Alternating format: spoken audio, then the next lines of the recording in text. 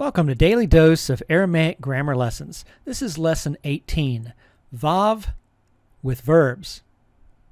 And this is an unusual lesson, different from all of the others. So let me explain why that is.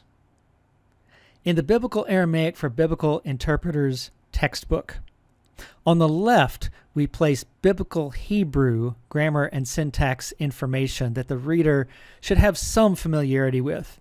And then on the right-facing page, we place Biblical Aramaic grammar and syntax content in tight visual parallel so that the similarities and differences between the two languages will pop right out. And then to aid the reader, so that the reader just sort of doesn't forget which side page that the reader is looking at, there is a black frame, a rectangle placed on the Biblical Aramaic content pages.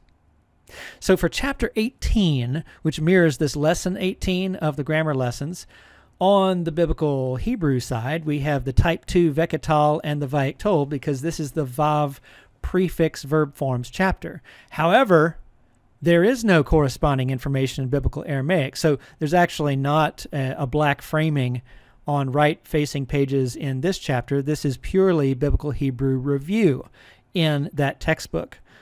So a person could ask, why have such a chapter at all? But it is in line with the idea we want to have a comprehensive Biblical Hebrew review that's going to give us a good hold on the grammar and syntax of that language so we can fully compare and contrast with the Biblical Aramaic dynamics, linguistically speaking, okay?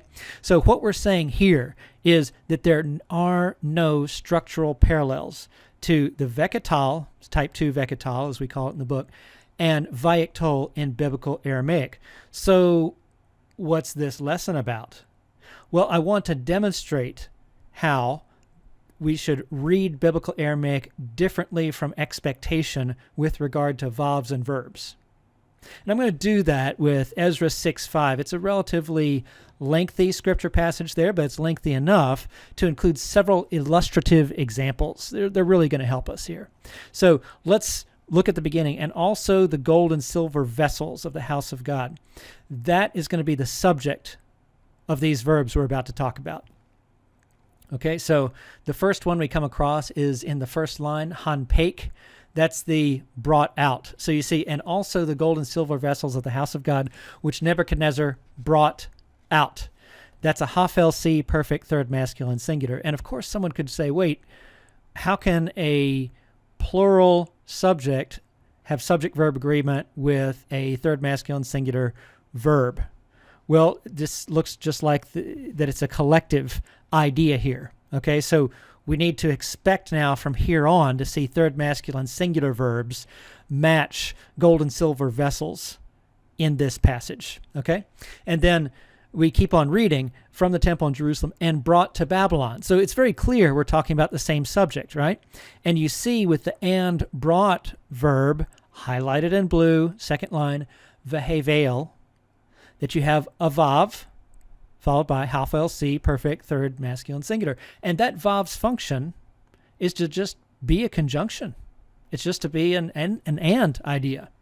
Okay? So this is not a question in Biblical Aramaic of having, for example, a Biblical Hebrew perfect followed by a vayiktol, or a Biblical Hebrew yiktol, an imperfect, followed by a type 2 vegetal.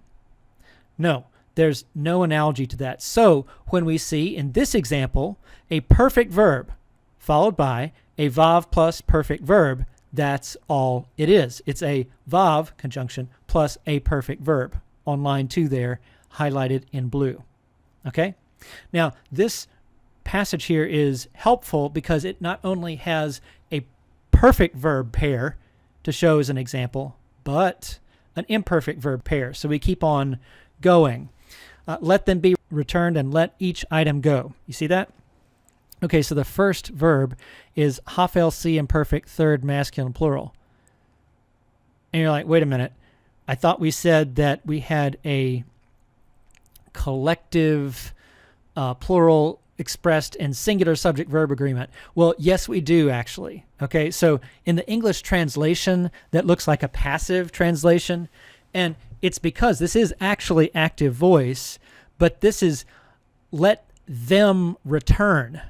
Talking about let some undefined them return these things. So this looks like the use of an undefined subject that most appropriately translates to a passive voice idea, because the point is not really who that third masculine plural subject is. So I'm just explaining why it looks like let them be returned doesn't work as an appropriate subject-verb agreement situation, but it actually does. The them here is actually active voice, and it's an undefined subject. Okay? So then the next verb has a vav plus imperfect. See that? Vav plus haf-lc imperfect third masculine singular. So, and let go. So let them go would be a literalistic kind of rendering, I suppose, that would go in line with brought out and brought, the blue verbs, right? But we're back to the third masculine singular subject verb agreement. And the point here is that once again, the vav is only playing the role of a conjunction. It's not doing anything else.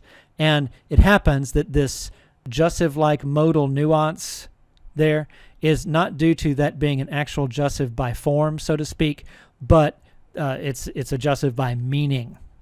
All right, so I put imperfect on the screen because I'm trying to show that the vav is not doing anything to our understanding of the parsing of the verb that it's attached to. So perfect plus perfect, imperfect plus imperfect, where, of course, imperfect can have a modal nuance. All right, and then finally, we actually have one more vav plus verb here in this same passage, except it's now different subject-verb agreement, and you shall put them.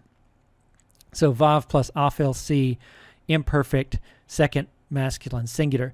And we notice it's just keeping up this imperfective future idea that we expect the imperfect verb to express. So the vav here for the white outlined verb is also not affecting the fact that this is an imperfect. So I just hope to illustrate whether there's a chain of perfect plus and then vav plus perfect, or imperfect and then a vav plus imperfect, or just a vav plus a verb by itself. In none of these cases are there verb dynamics mirroring the Hebrew ones, where we have to determine if something that looks like vav plus perfect, for instance, is a type 1 or type 2 vegetal. Okay? So, just to say it simply, vav plus verb equals, in Biblical Aramaic, vav plus verb. And there we go. That was lesson 18. So I look forward to lesson 19 on infinitives.